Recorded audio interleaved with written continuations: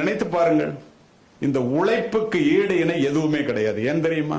உலகத்தை வென்ற அலெக்சாண்டராக இருக்கட்டும், மிகப்பெரிய வீரன் நெப்போலியனாக இருக்கட்டும், ஏன் பில் கேட்ஸாக இருக்கட்டும், ஸ்டீவ் ஜாபாக இருக்கட்டும், உசைன் போல்ட்டாக இருக்கட்டும், டெண்டுல்கராக இருக்கட்டும், மகாத்மா காந்தியாக இருக்கட்டும், அப்துல் கலாமாக இருக்கட்டும், உழைக்காமல் யாரும் உலகத்தில் வென்றதாக சரித்திரம் கிடையாது. நினைத்து பாருங்கள், ஒருத்தன் ஏழையார்கள், பணமே இல்லாம இருக்கிறவன் பணக்காரனாயிடலாம், படிக்காதவன் கூட பெரிய ஆளாயிடலாம், நல்ல சிந்தனைகள் இல்லாதவங்க கூட பெரிய ஆளாயிரம் அரசியல் எல்லாம் நம்ம ஊர்ல.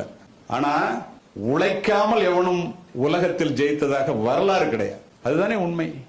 உடல் கேட்கும் ஆசைகளையும் மனம் தேடும் இன்பங்களையும் அறிவினால் கட்டி போட்டுவிட்டு நீங்கள் உலகத்தை ஆள வேண்டும் என்று நினைத்தால், உழைக்க ஆரம்பித்தால், இன்னும் கடினமாக உழைத்தால் நீங்கள் இந்த உலகை வெல்லலாம் என்பதில் இருவேறு கருத்துக்கு இடமே இல்லை. அதுதானே உண்மை.